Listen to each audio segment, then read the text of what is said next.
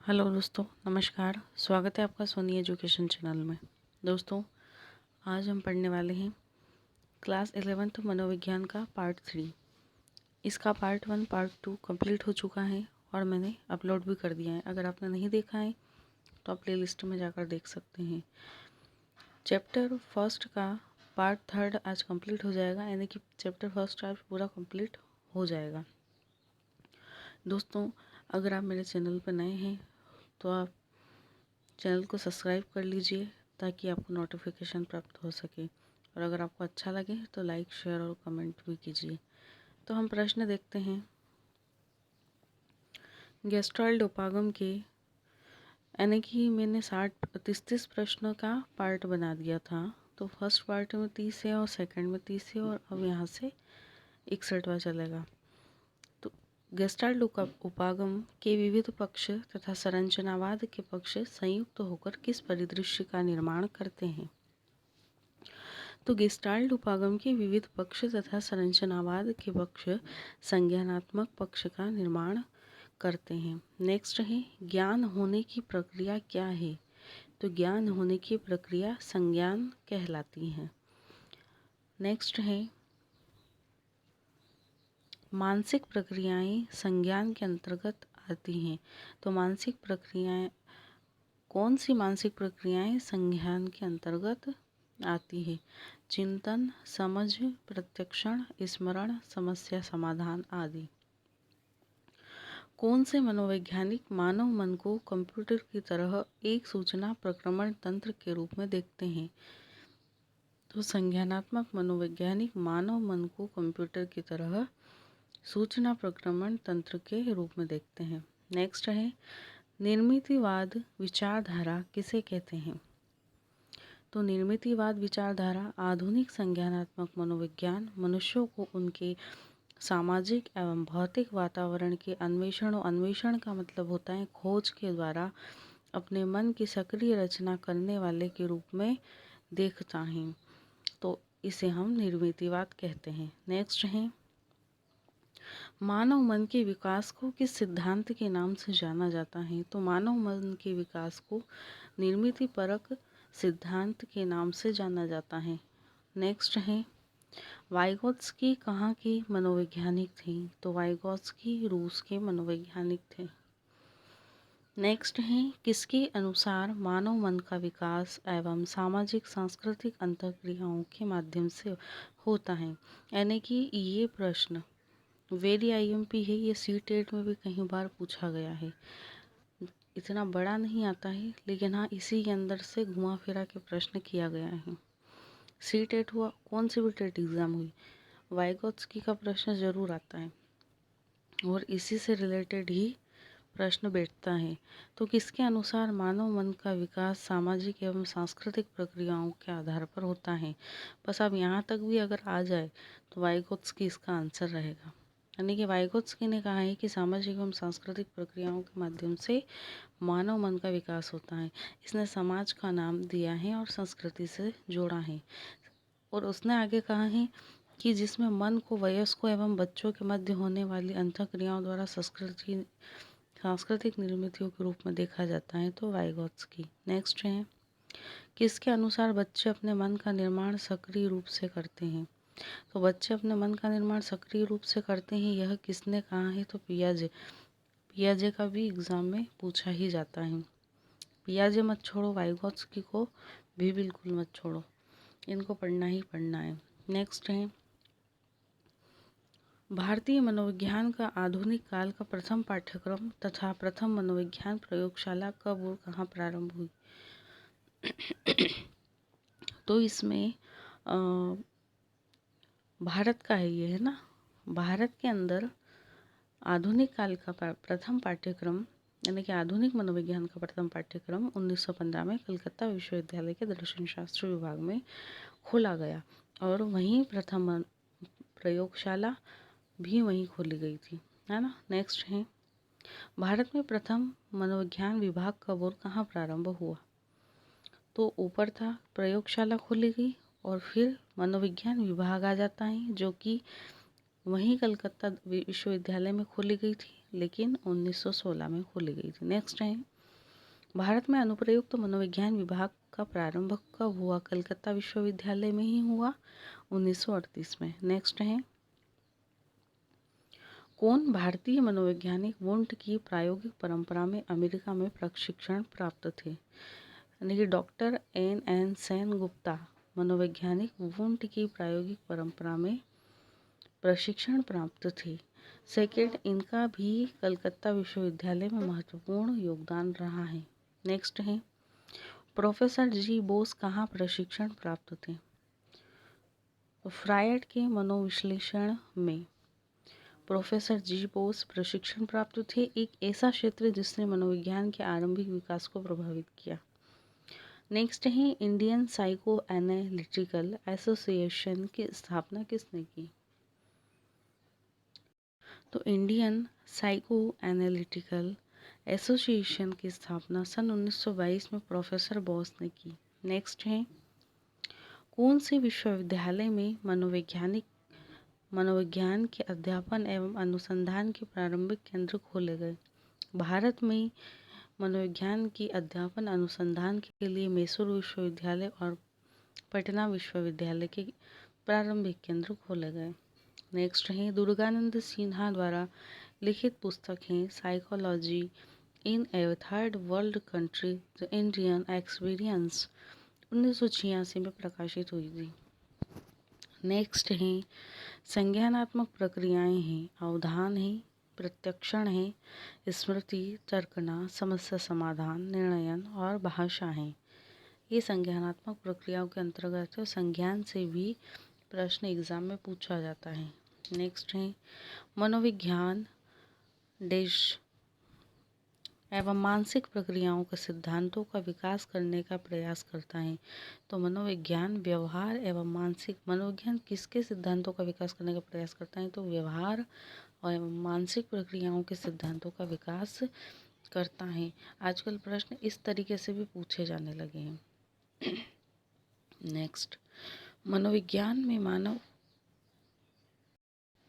लक्षणों का एक प्रकार्य है। मनोविज्ञान में मानव व्यवहार किन लक्षणों का एक प्रकार्य है? तो व्यक्तियों एवं वातावरण के लक्षणों का है। नेक्स्ट है, बी बराबर एफ ब्रैकेट में पी कॉमा ई समीकरण का सर्वप्रथम किसने प्रतिपादन किया था? कोर्ट लेविन ने। एग्जाम में पूछी जा सकती हैं। और इसी समीकरण के द्वारा क्या बताता है कि यह व्यवहार व्यक्ति एवं उसके वातावरण का उत्पाद है। नेक्स्ट है, लोग अपने गुणों के कारण किस प्रकार भिन्न हैं? तो एक तो आनुवंशिकी के कारण, अनुभवों के कारण और वातावरण के कारण। तो ये दो ऑप्शन एग्जाम में आपको देखने को अधिकांश मिलेंगे। या तो आनुवंशिकी आएगा ही आएगा और वातावरण आता है तो दोनों ही करना है। लेकिन बुक के अंदर अनुभव भी था तो मैंने इसे ऐड कर दिया है। नेक्स्ट है, मानव व्यवहारों की व्याख्या किस प्रकार की जा सकती है? वातावरण के बाहर की स्थितियां तथा आंतरिक कारणों के आधार पर। अब मानव व्यवहार को हम किस प्रकार जानेंगे? तो दोनों स्थितियां हमें जानना होगी, बाहर की, बाह्य और आंतरिक। मानव व्यवहार की समझ कैसी होती है? तो संस्कृति निर्मित होती हैं। नेक्स्ट, किन सिद्धांतों के द्वारा मानव व्यवहार को नियंत्रित एवं परिवर्तित किया जा सकता है? तो मनोवैज्ञानिक सिद्धांतों के द्वारा मानव विकास को नियंत्रित एवं परिवर्तित किया जा सकता है। नेक्स्ट है, प्रिंसिपल ऑफ साइकोलॉजी के लेखक हैं विलियम जेम्स, 1890 में रचित। नेक्स्ट है, मनोविज्ञान की व्यवस्था के रूप में प्रकार्यवाद की स्थापना किस सन में हुई? तो मनोविज्ञान की व्यवस्था के रूप में प्रकार्यवाद की स्थापना 1895 में हुई थी। नेक्स्ट है, मनोविश्लेषणवाद का प्रारंभ हुआ। प्रकार्यवाद का भी एग्जाम में आ सकता है। सिगमंड फ्रायड द्वारा 1900 में मनोविश्लेषण का प्रारंभ हुआ। वेरियाएमपी फ्रायड से रिलेटेड एक या दो क्वेश्चन बनते हैं एग्जाम में। पाचन व्यवस्था के कार्य के लिए किस मनोविज्ञान को नोबेल पुरस्कार मिला? इवान पावलोव को सन 1904 में। पावलोव, वेरियाएमपी, थार्नडाइक हुआ, स्किनर हुआ, ये 4-5 मनोवैज्ञानिक है जिनके क्वेश्चन एग्जाम में ज़्यादातर पूछे जाते हैं। नेक्स्ट है बुद्धि परीक्षण वेरी IMP, बुद्धि का भी सारा पढ़ना पड़ेगा। तो प्रश्न सारे आगे और चैप्टर में निकल के आएंगे, आप टेंशन न लें, सारे प्रश्न मैं करवाऊंगी। तो बीने एवं साइमन द्वारा सन 1905 में। नेक्स्ट है जर्मनी में गेस्टाल्ट मनोविज्ञान का उदय कब हुआ? तो सन 1920 में हुआ। यहाँ ये भी ध्यान रखना कि गेस्टाल्ट मनोविज्ञान का उदय कहाँ हुआ, तो जर्मनी में हुआ था, है ना। एक तालिका है जिसमें भी कुछ रोचक तथ्य या घटनाएं यानी कि इम्पोर्टेंट है हमारे एग्जाम के से रिलेटेड, तो हम इसे भी देख लेते हैं। 1879 में विलियम वुंड ने लिप्जिंग जर्मनी में प्रथम मनोविज्ञान प्रयोगशाला स्थापित की। नेक्स्ट है 1890 विलियम जेम्स ने प्रिंसिपल ऑफ साइकोलॉजी प्रकाशित की। अब ये पूछ सकता है कि प्रिंसिपल ऑफ साइकोलॉजी के लेखक कौन है, तो विलियम जेम्स हैं। नेक्स्ट है मनोविज्ञान की एक व्यवस्था के रूप में प्रकार्यवाद की स्थापना 1895 में हुई। सिगमंड फ्रायड ने मनोविश्लेषणवाद का विकास 1900 में किया। इवान पावलोव को नोबेल पुरस्कार पाचन व्यवस्था के कार्य के लिए मिला, जिसमें अनुक्रियाओं के विकास के सिद्धांतों को समझा जा सका, सन 1904 में। अगला है बीने एवं साइमन द्वारा बुद्धि परीक्षण का विकास हुआ 1905 में, IMP है। कलकत्ता विश्वविद्यालय में मनोविज्ञान का प्रथम विभाग 1916 में खुला। जर्मनी में गेस्टाल्ट मनोविज्ञान का उदय 1920 में हुआ। 1922 में मनोविज्ञान को इंडियन साइंस कांग्रेस एसोसिएशन में सम्मिलित किया गया। भारतीय मनोविज्ञान एसोसिएशन की स्थापना 1924 में हुई। जॉन वाटसन ने व्यवहारवाद पुस्तक लिखी, जिसमें व्यवहारवाद की नींव पड़ी, वेरी IMP। व्यवहारवाद की नींव किसने डाली? जॉन वाटसन ने। व्यवहारवाद का किससे संबंध है? वाटसन से। नेक्स्ट है N सेनगुप्ता एवं राधा कमल मुखर्जी ने सामाजिक मनोविज्ञान की प्रथम पुस्तक लिखी, तो लंदन, एलन और Unwin. Defence science organisation of India में मनोविज्ञान शोध खंड की स्थापना 1949 में हुई। मानवतावादी मनोवैज्ञानिक कार्ल रोजर्स ने रोगी केंद्रित चिकित्सा प्रकाशित कब की? 1951 में। मानववादी मनोवैज्ञानिक कौन है? Carl Rogers. रोगी केंद्रित चिकित्सा प्रकाशित किसने की मानवतावादी? तो कार्ल रोजर्स ने।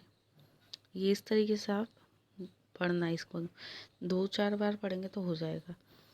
नेक्स्ट है 1953 में BF स्किनर ने साइंस एंड ह्यूमन बिहेवियर प्रकाशित की, जिसमें व्यवहारवाद को मनोविज्ञान के एक उपागम के रूप में बढ़ावा मिला। तो किसने किया था? स्किनर ने। अब स्किनर का वेरी IMP है। स्किनर ने साइंस एंड ह्यूमन बिहेवियर यानी कि साइंस एंड ह्यूमन बिहेवियर किसने लिखी? तो स्किनर ने लिखी। किसको बढ़ावा दिया उन्होंने? व्यवहारवाद को दिया। 1954 में मानवतावादी मनोवैज्ञानिक अब्राहम मास्लो ने मोटिवेशन एंड पर्सनालिटी प्रकाशित की। अब पुस्तक का नाम और रचनाकार का नाम दोनों याद होना चाहिए आपको कि ये पुस्तक किसके द्वारा लिखी गई और किस पर आधारित है, तो मानववादी पर। नेक्स्ट है 1954 में इलाहाबाद में मनोविज्ञान की स्थापना हुई, मनोविज्ञान शाला की स्थापना हुई थी। नेक्स्ट है 1955 में बेंगलोर में national institute of mental health and neuro sciences की स्थापना हुई। नेक्स्ट है रांची में हॉस्पिटल फॉर मेंटल डिजीजेस की स्थापना 1962 में हुई। और हॉस्पिटल फॉर मेंटल डिजीजेस की स्थापना कहाँ हुई? रांची में। नेक्स्ट है कोनराड लॉरेंस तथा निको टिनबर्गेन को उनके कार्य पशु व्यवहार की उपजाति विशिष्टता की अंतर्निर्मित शैली जो बिना किसी पूर्व अनुभव अथवा अधिगम के होती हैं पर नोबेल पुरस्कार मिला 1973 में। नेक्स्ट है निर्णयन पर किए गए कार्य के लिए हर्बर्ट साइमन को नोबेल पुरस्कार मिला सन 1978 में। हर्बर्ट साइमन को नोबेल पुरस्कार क्यों मिला? निर्णयन पर किए गए कार्य के लिए। डेविड ह्यूबल एवं टॉर्स्टेन विजल को मस्तिष्क की दृष्टि कोशिकाओं पर शोध के लिए नोबेल पुरस्कार 1981 में मिला। रोजर स्पेरी को मस्तिष्क विच्छेद अनुसंधान के लिए नोबेल पुरस्कार कब मिला? 1981 में। National academy of psychology India की स्थापना 1979 में हुई। गुड़गांव हरियाणा में नेशनल ब्रेन रिसर्च सेंटर की स्थापना 1997 में हुई। अनिश्चितता में मानव निर्णयन के अनुसंधान पर डेनियल कहनेमन को नोबेल पुरस्कार 2002 में मिला। आर्थिक व्यवहार में सहयोग एवं द्वंद्व की समझ में खेल सिद्धांत के प्रयोग के लिए थॉमस शेलिंग को नोबेल पुरस्कार 2005 में मिला। इसके अंदर ये स्टार्टिंग के जो थे इस तरफ के ये ज़्यादा इम्पोर्टेंट हैं, है ना। ये भी आप 2-4 बार पढ़ लेना, तो क्या पता कब कौन सा प्रश्न उठा के पूछ ले। तो आपका चैप्टर फर्स्ट कंप्लीट हो गया है। वीडियो अच्छी लगी हो दोस्तों तो लाइक कीजिए, सब्सक्राइब कीजिए और शेयर कीजिए। धन्यवाद।